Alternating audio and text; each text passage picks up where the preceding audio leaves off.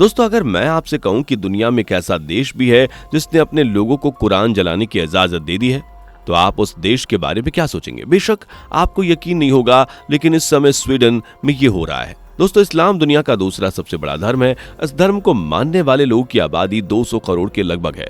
कुरान क्या है? अगर आपको नहीं पता तो बता दें दोस्तों कि कुरान इस्लाम धर्म की एकमात्र पवित्र किताब है जिसे किसी और ने नहीं बल्कि स्वयं ईश्वर ने लिखा है। मुसलमानों के लिए कुरान में ईश्वर का संदेश है जिसे वो पढ़कर न सिर्फ सुकून की प्राप्ति करते हैं बल्कि जीने का तरीका भी सीखते हैं। दोस्तों, आपको पता होगा कि इंटरनेशनल लॉ के हिसाब से आप किसी भी धर्म का किसी भी तरीके से मजाक नहीं उड़ा सकते। तो आखिर कैसे स्वीडन में एक व्यक्ति इस्लाम धर्म की सबसे पवित्र किताब कुरान को आग लगा रहा है और खुद स्वीडन की पुलिस उस व्यक्ति को इजाजत दे रही है? दुनिया भर में इस बात के लिए हड़कंप मचा हुआ है। ईरान, तुर्की से लेकर सऊदी अरेबिया तक ने स्वीडन के इस व्यवहार का जवाब दिया है। चलिए जानते हैं क्यों स्वीडन ने इंटरनेशनल रिलीजियस फ्रीडम कानून के खिलाफ जाकर यह कदम उठाया है। अपने देश में कुरान को जलाने की इजाजत भी दे दी है। स्वीडन एक आजाद देश है। इसमें बोलने की आजादी यानी कि फ्रीडम ऑफ स्पीच एक्सप्रेशन को पूरी तरह से सपोर्ट किया जाता है। हालांकि बोलने और सोचने की आजादी तो हर एक आजाद देश में दी जाती है, मगर इसका मतलब ये नहीं होता कि आप उस आजादी का इस्तेमाल किसी भी धर्म को गाली देने या उसका मजाक उड़ाने के लिए कर सकते हैं। संविधान द्वारा दी गई कोई भी आजादी किसी भी समाज के लोगों को ठेस पहुंचाने तक नहीं होती। जो व्यक्ति कुरान जलाने की इजाजत मांग रहा था वह इस्लाम धर्म का मजाक उड़ाने के लिए कर रहा था या फिर उसके पीछे कुछ और सोच थी? दरअसल ये पूरा विवाद इस्लाम धर्म से दुश्मनी से नहीं बल्कि एक इस्लामिक देश तुर्की पर टिका है।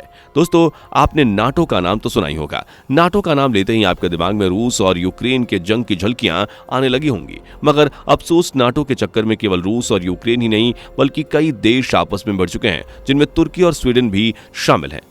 पिछले नाटो सम्मेलन में स्वीडन देश ने भी खुद नाटो में शामिल होने के आवेदन दिए थे, मगर तुर्की जो पहले से ही नाटो का मेंबर है ये नहीं चाहता। और बात यह है कि तुर्की स्वीडन को नाटो में शामिल होने की इजाजत नहीं देता, तब तक स्वीडन नाटो में शामिल नहीं हो सकता। नाटो में शामिल होने के लिए नाटो के सभी सदस्यों की मंजूरी जरूरी होती है। इस बीच फिनलैंड, जिस देश को हैप्पीनेस इंडेक्स में नंबर 1 पर रखा गया है, वह भी नाटो में शामिल होने की मांग करने लगा। और जब तुर्की से सहयोग मांगा गया तो तुर्की ने नाटो में शामिल होने की इजाजत दे दी और फिर फिनलैंड नाटो का 31वां सदस्य बन गया, मगर स्वीडन का आवेदन रद्द हो गया। इस बात से स्वीडन इतना निराश हुआ कि देश भर में लोग तुर्की के खिलाफ आंदोलन करने लगे। उनमें से एक विरोधी वही शख्स था जिसने स्वीडन के स्टॉकहोम्स में एक मस्जिद के आगे कुरान को जलाने की मांग की थी। शख्स में ईद उल जुहा का दिन चुना था और सबके सामने कुरान जला दिया। तुर्की एक इस्लामिक प्रधान देश है और कुरान को जलाकर स्वीडन का वह नागरिक तुर्की के खिलाफ विरोध प्रदर्शन कर रहा था। शायद यही वजह था कि स्वीडन जैसे आजाद देश ने इस क्रोध प्रदर्शन को freedom of speech and expression में शामिल कर लिया है, जबकि यह एक धर्म की निंदा करना है। दोस्तों, अब आप सोच रहे होंगे कि आखिर तुर्की स्वीडन को नाटो में शामिल करने क्यों नहीं दे रहा है। तुर्की को लगता है कि स्वीडन कुर्द आतंकवाद को बढ़ावा देता है। कुर्द आतंकवाद संगठन तुर्की का दुश्मन है और यही वजह है कि वहां के राष्ट्रपति ने स्वीडन को नाटो में शामिल होने से साफ साफ इनकार कर दिया। स्वीडन के लोग में तुर्की के खिलाफ नफरत आज से नहीं बल्कि जनवरी के महीने से ही पनप रही थी। साल का सबसे पहला महीना स्वीडन में दंगे फसाद का महीना था, जब स्टॉकहोम में लोगों ने तुर्की एम्बेसी के आगे कुरान जलाकर अपना विरोध दिखाया था। तब स्वीडन में कुरान को जलाना एक धर्म की निंदा करना था जो कि इंटरनेशनल लॉ के अगेंस्ट जा रहा था। इसलिए स्वीडन के पुलिस ने सभी विरोधियों को पकड़कर जेल में डाल दिया था।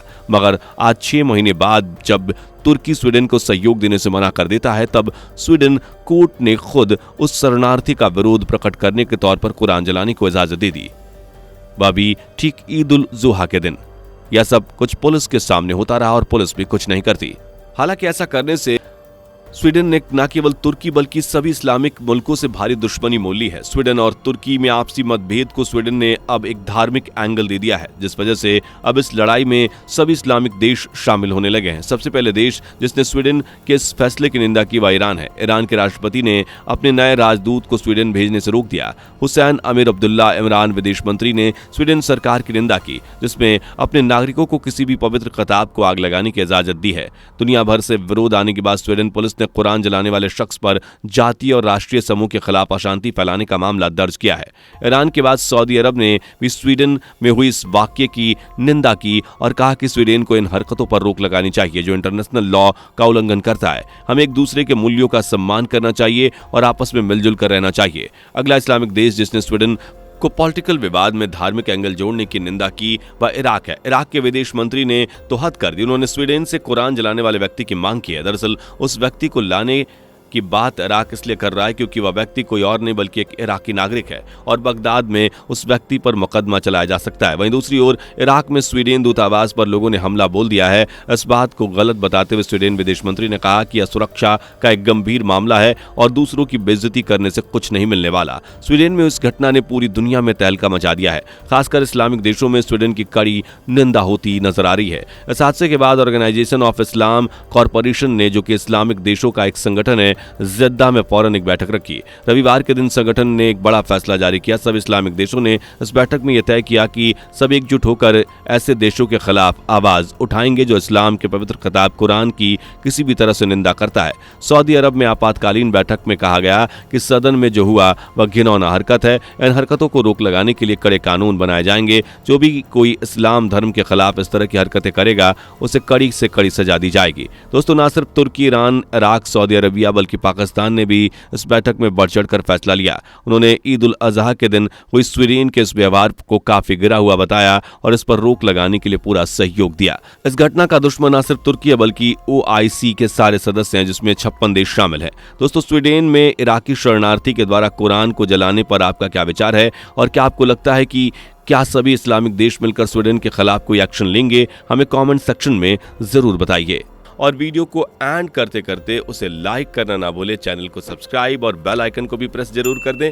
मिलते हैं अपने अगली वीडियो में, तब तक के लिए हमें दीजिए इजाजत। दोस्तों, आपको स्क्रीन पर 2 और वीडियोस दिखाई दे रही हैं, जिसे देखने के लिए स्क्रीन पर क्लिक करें।